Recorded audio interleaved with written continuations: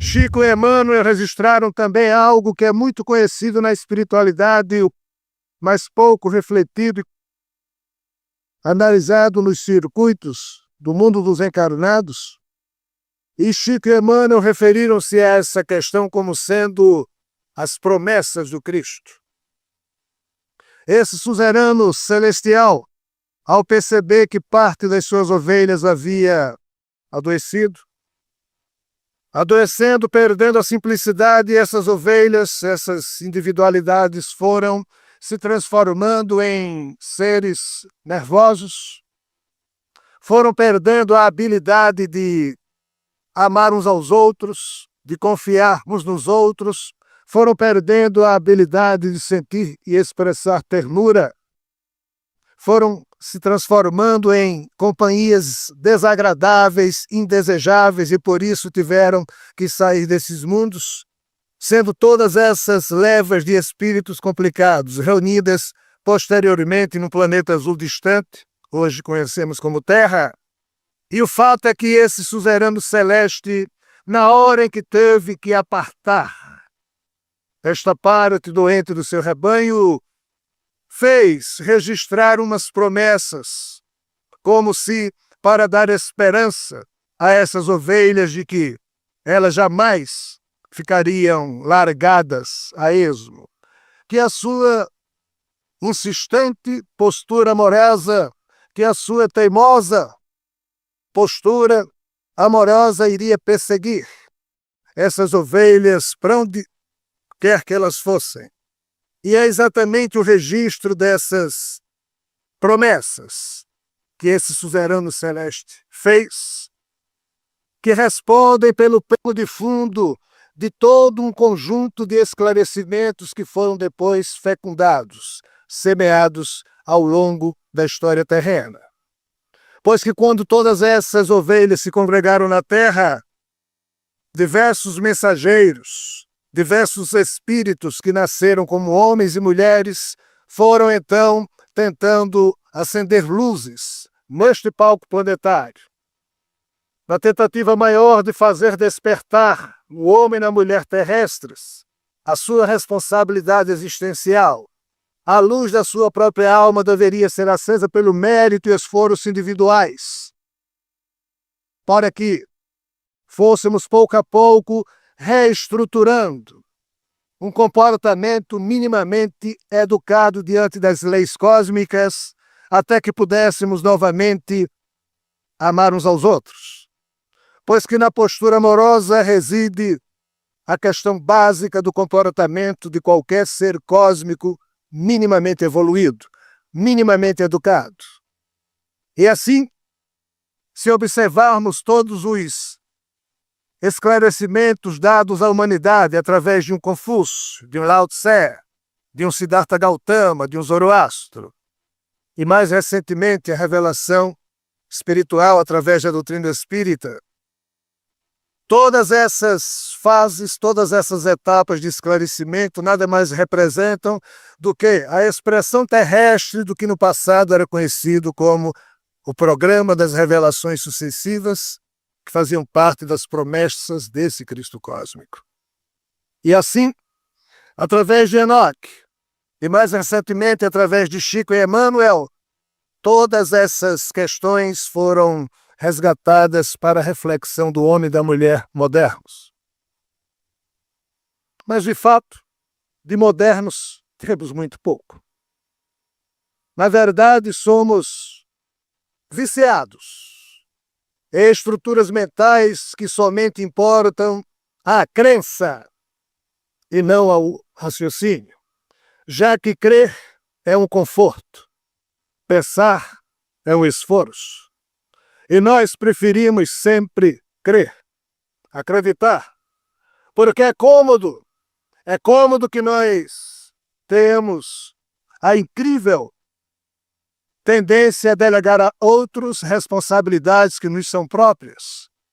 Delegamos a padres, pastores, médiuns, espíritos, extraterrestres, xamãs, isso e aquilo, que eles digam para nós o que é certo e o que é errado.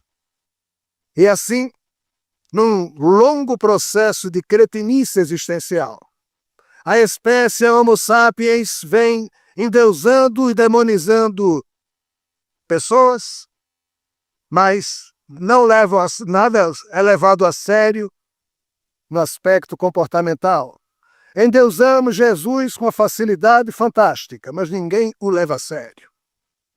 Endeusamos Jesus a ponto de matarmos em nome dele, praticando atitudes que ele próprio se envergonha, mas o fazemos em nome dele. E como Pietro Baldi costumava dizer, 2000 anos depois, e ninguém leva Jesus a sério, ninguém levou Jesus a sério. E assim, as tais promessas do Cristo, mesmo com a nossa estranha mania a estragar tudo que do céu aqui chega, ainda assim algumas luzes foram acesas, mas continuamos cegos, pretendendo guiar cegos. O interessante é perceber que uma dessas promessas do Cristo era exatamente a que ele havia feito, que viria à Terra. E mais interessante ainda é perceber que Enoque, há 5.000 anos atrás, disse que essa autoridade celeste viria à Terra uma vez e outra depois. Assim, quando esta primeira vinda desse suzerano celeste se fez presente no nosso palco planetário, surgiu um homem chamado Jesus, com um comportamento algo estranho para o mundo, pois ninguém o compreendia, nem sua mãe, nem seus apóstolos, nem seus familiares, nem seus amigos, nem seus discípulos. Ninguém, na época, o compreendia. Os amigos espirituais sempre solicitam que nós façamos a tentativa de deixar claro quais as questões básicas da preocupação de Jesus em revelar ao mundo, em deixar como legado para o mundo a sua mensagem. Os estudiosos da espiritualidade apontam que, enquanto Jesus aqui esteve, ele basicamente concentrou as suas palavras, as suas atitudes, com a preocupação maior de semear, de acender 5 luzes principais, tentando chamar a atenção desta humanidade. A primeira delas refere-se à revelação de que, diante das complicações filosóficas da cultura greco-romana e da cultura semítico-babilônica, que falavam de deuses complicados, de deuses que queriam ser louvados o tempo todo, deuses que queriam sacrifícios, Jesus simplesmente referiu-se a esse Deus complicadíssimo como sendo Pai. Revelou-nos Jesus que todos nós éramos filhos de um Pai amantíssimo, que tudo nos dava sem nada pedir em troca. É impressionante perceber que as religiões que nasceram a partir do legado de Jesus transformaram essa revelação de um Pai amantíssimo que tudo dá, sem nada pedir em troca, num grande engodo. Já que o nome de Deus até hoje é usado como garoto propaganda das maiores cretinices que se pode observar. Em nome desse Deus, catedrais desnecessárias foram construídas. Em nome desse Deus, um livro das taxas da Sagrada Chancelaria Apostólica Romana, com todos os pecados que um ser humano podia cometer, com o preço da indulgência elado que o ser humano pecador deveria pagar, para comprar a indulgência e, quando morrer, mostrar São Pedro para poder entrar no reino dos céus. E, enquanto isso, a igreja faturava recursos para construir catedrais, financiar exércitos, etc. e tal. Ou então o pano santo. Vocês sabem o que é o pano santo? O pano santo é a cortina vermelha, de 3 metros por 10, que os pastores de uma determinada igreja pentecostalista passam com ele caminhando numa grama verde enquanto são filmados e com o anúncio: vá à igreja tal na quinta-feira, porque o pano santo estará lá. Tocou, ganhou. Tem que pagar para tocar no pano santo. Deus quer que assim seja. E Igrejas dizem, quanto mais você pagar de pedágio ou de dízimo, mais você poderá, não mais esperar, mais você poderá exigir de Deus. Não é esperar, é exigir. 2000 anos depois, as religiões que nasceram a partir do legado de Jesus transformaram a ideia que fazemos desse Pai amantíssimo, que tudo nos dá, sem nada pedir em troca, uma grande cretinice. E quantos milhões de irmãos nossos estão nesse longo processo, nos tempos modernos, se é que isso é modernidade. E assim, a primeira revelação que Jesus nos deixou, sem complicação, sem temor a Deus, sem nada, dizendo que nós tínhamos um Pai amantíssimo que tudo nos dava, sem nada pedir em troca, jamais foi motivo de reflexão teológica ao longo dos últimos 2000 anos. De Deus fala-se tudo nos escritos e reflexões católicas, menos o aspecto que Jesus mais se preocupou em semear.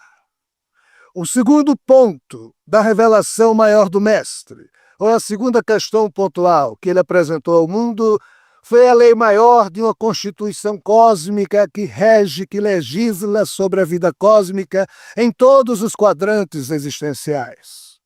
Essa lei maior, que vale em todo canto, foi conhecida na Terra como sendo amai-vos uns aos outros. Porém, esse conceito que Jesus pagou com a própria vida, o preço de tentar chamar a nossa atenção para a importância desse preceito, pois que ele revela a atitude comportal básica de qualquer ser extraterrestre, extraterreno, minimamente evoluído, já que qualquer ser minimamente educado aí pelo cosmos naturalmente ama. E aqui na Terra o amor parece essa ficção, essa utopia, que é cantada em prosa e verso em músicas, tema de poesia, homilias religiosas, leitura de evangelhos, preces, mas quem o pratica? Quem na Terra ama realmente quem?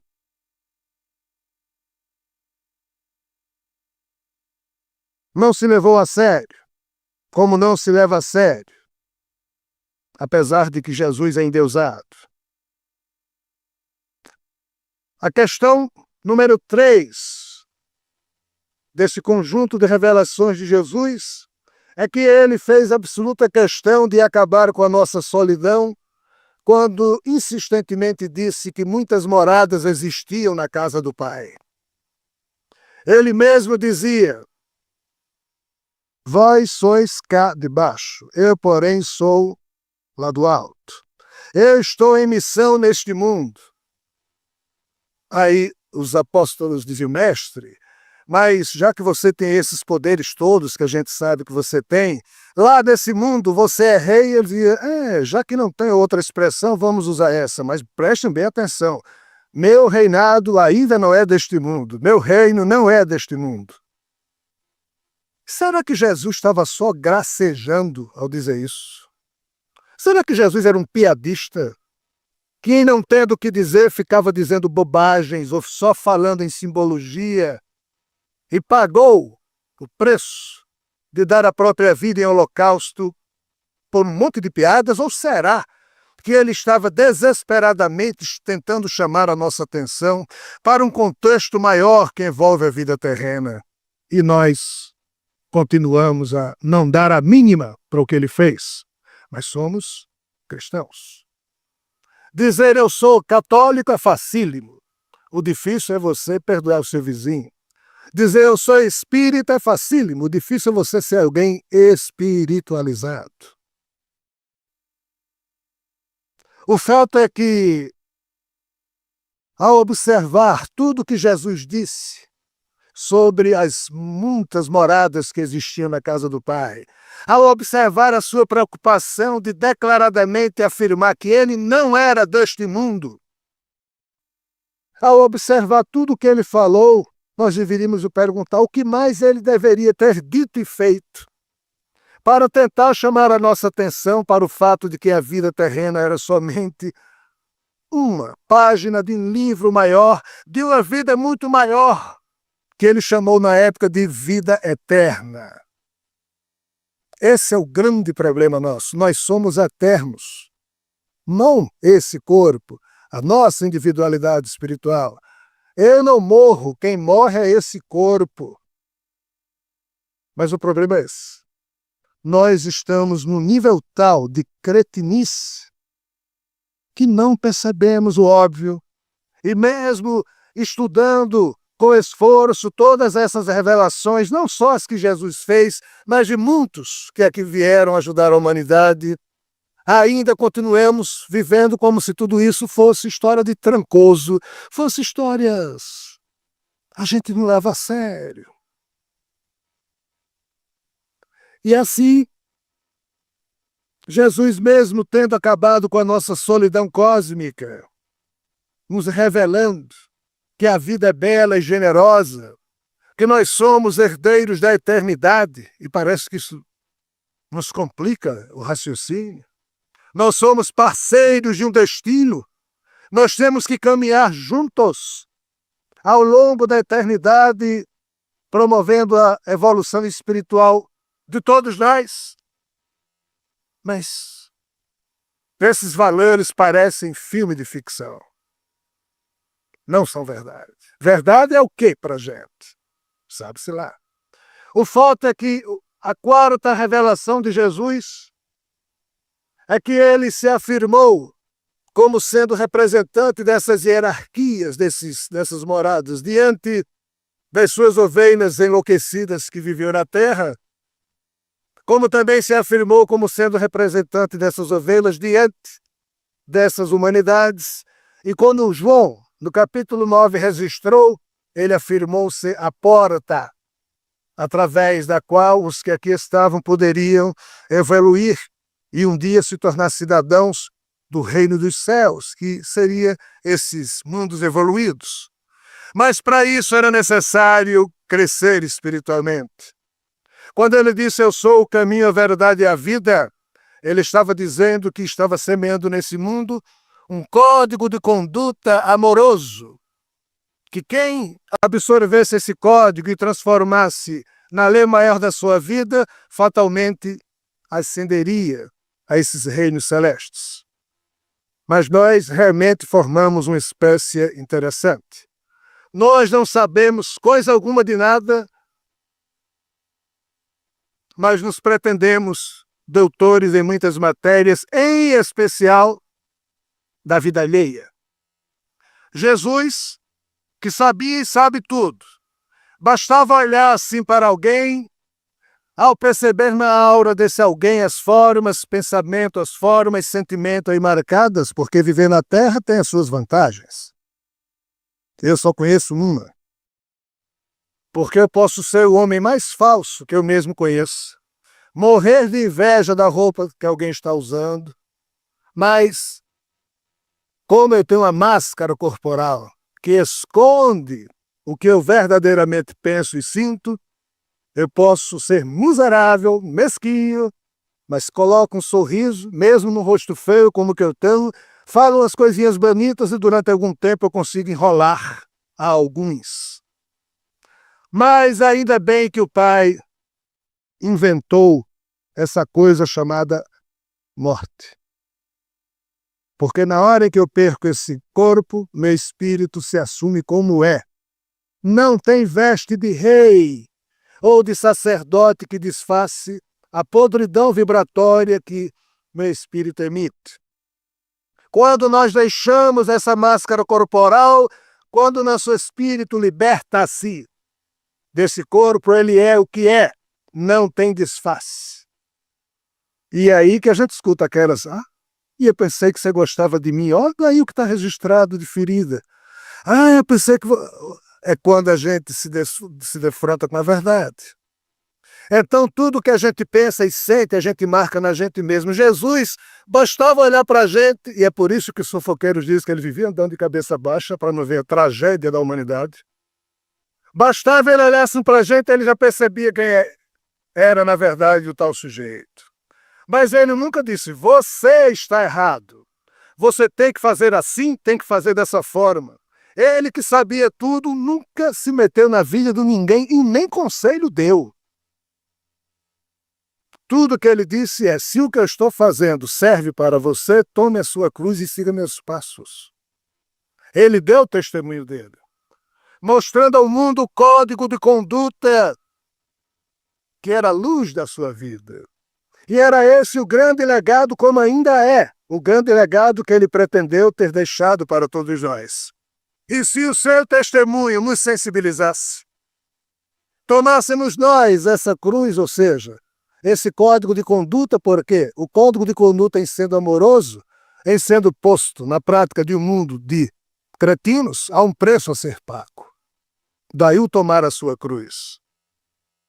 Mas isso foi entendido como tomar a cruz e seguir os passos é se transformar em católico, protestante ou espírita, ou seja, seguir os passos de Jesus seria ser religioso, que não é.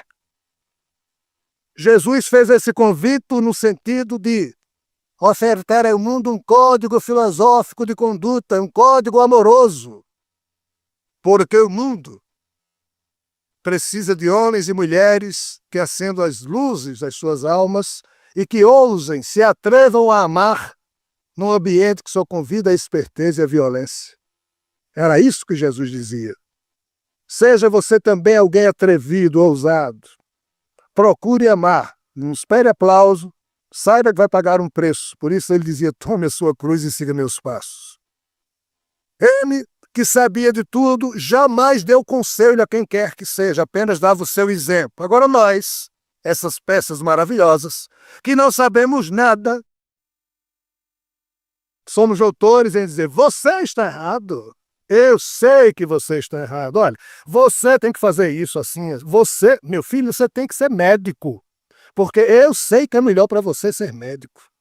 E nós vamos estragando as horas da nossa vida com a nossa cretinice, e o pior, estragando as horas da vida das outras pessoas, impondo sobre elas um jugo pesado das nossas opiniões equivocadas, das nossas verdades.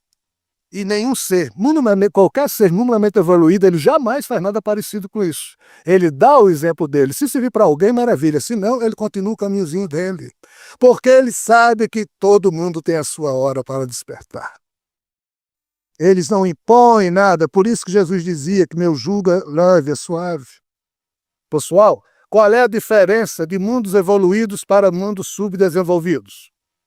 Nos mundos evoluídos, os seres que lá existem só se preocupam em dar, não querem receber. Todos os anos se preocupam em dar. Como todos dão de si o melhor, no final todos os que ali vivem recebem em abundância, já que todos dão. Em mundos subdesenvolvidos, todos querem receber. Mas não é receber qualquer coisa. É receber aquilo que eles querem receber. Porque se o outro me der um presente de aniversário que for... Oh, obrigado, mas por dentro, rapaz, que cara miserável, isso não custa nem R$ 20. Tá? Chega em casa, a esposa olha feio, não dou um beijo nela, só dou se ela sorrir para mim. Em mundos assim, onde todos querem receber, e como ninguém se preocupa em dar, no final todos ficam o quê? Infelizes, dramáticos, complicados, e o pior, reclamando do outro o custo da sua própria infelicidade. E por isso que mundos infelizes, subdesenvolvidos, normalmente têm a vida caótica por isso. O fato é que quando Jesus diz, eu sou o caminho, a verdade e a vida, eu sou a porta através da qual vocês poderão passar para o reino de amor do meu Pai Celestial. Ele estava nos convidando a que nós percebêssemos o seu esforço em testemunhar um código de conduta amoroso. 10.000 anos de história. Nenhum princípio, preceito ou estudo teológico aprofundou essa questão. Pague dízimo, comungue, que você está quito, Pessoal, esse é o nosso problema. É tudo muito fácil. Desde que a gente pague. Desde que a gente submeta a nossa personalidade ao jugo dos dogmas da religião. Aí pensamos nós que está tudo resolvido, mas a prática da nossa vida é a verdadeira tragédia. E é por isso que a vida na Terra é uma grande tragédia para todos. Porque nós não levamos a sério algo que se chama as leis da vida. Nós não levamos a sério algo que se chama atitude amorosa como expressão de cidadania política pessoal. O amor não é uma crença religiosa, não é uma bobagem para sonhador. O amor é a atitude natural de qualquer cidadão cósmico minimamente evoluído, ponto. Do jeito que nós prendemos e isolamos as prisões e manicômios do nosso mundo, aqueles que têm comportamentos que os tornam não socialmente aceitos, essa comunidade cósmica juntou no determinado mundo a turma que havia enlouquecido. E estamos nós, essa turma, há milênios, nessa prisão chamada Terra, uma bela prisão, no fluxo das encarnações, sem sair do canto. Porque não conseguimos despertar em nós a arte de expressar ternura uns pelos outros, porque já virou arte essa história. Não é mais nem habilidade, é arte. O quinto ponto principal da revelação do Mestre, aquele que ele mais se preocupou em deixar claro para esta humanidade, que está registrado na Sagrada Escritura em 2.500 oportunidades, só no Novo Testamento, 318 vezes está lá registrado. Essa promessa que ele fez é de que em tempos futuros ele retornaria. Bem, se essa promessa de que ele retornaria, não mais nascendo como homem, que ele tem juízo, mas sim no seu estado natural de autoridade celeste, sem se submeter de novo ao poder da cretinice da espécie Homo sapiens, mas sim para julgar, avaliar em nome do Pai essa espécie Homo sapiens. Se isso está registrado em 2.500 oportunidades, no livro que nós chamamos de sagrado. Se o livro é sagrado, deveria ser um livro sério, pelo menos. Está lá 2.500 vezes escrita essa notícia de que esse tal suzerano celeste viria a segunda vez. Será que isso também não é verdade? Será que isso é outro gracejo, outra invenção que Jesus, grande piadista que era, criou isso para enganar a humanidade? Ou será que se ele se preocupou tanto em afirmar isso, será que isso não tem um pano de fundo que deveria ter a nossa atenção, a nossa análise? O fato é que essa promessa de que ele retornaria na sua condição natural de autoridade celeste para presidir o momento em que esta humanidade seria avaliada separando o joio do trigo, ou como remota tradição religiosa do mundo, neste momento que seria chamado de juízo final, de julgamento geral dos vivos e dos mortos, o que seja.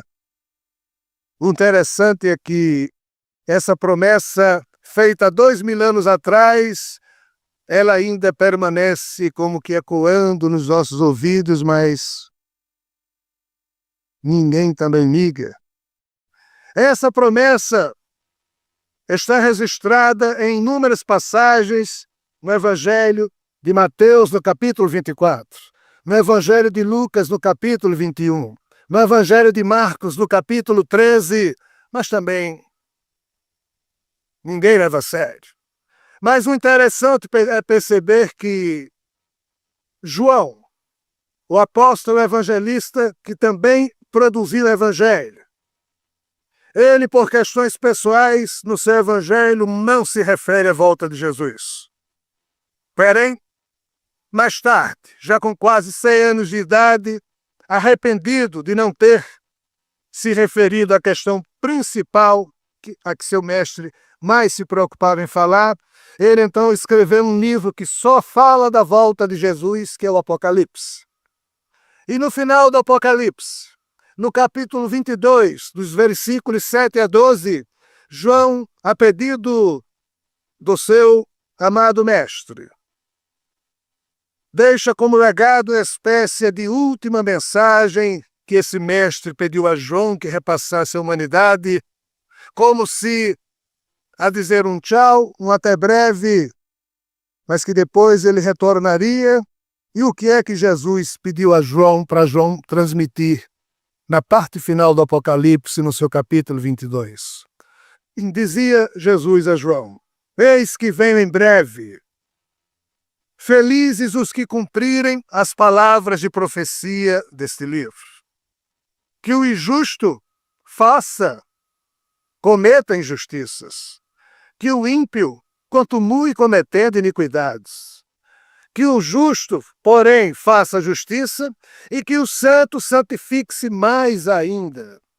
Eis que venho em breve e trarei comigo a minha recompensa para dar a cada um conforme as suas próprias obras quando os tempos forem chegados. Jesus, estranhamente, disse que quando ele retornasse para distribuir a sua riqueza espiritual, seria exatamente essa a recompensa que ele traria para distribuir com suas ovelhas quando os tempos fossem chegados. E os mentores espirituais afirmam que, da mesma forma, quando alguém na terra vai distribuir o seu patrimônio, a sua riqueza, escreve as cláusulas dessa distribuição num testamento, Jesus também teria deixado absolutamente claro, numa espécie de testamento, quais seriam as cláusulas que ele observaria para distribuir a sua riqueza espiritual quando retornasse na sua condição natural de autoridade celeste.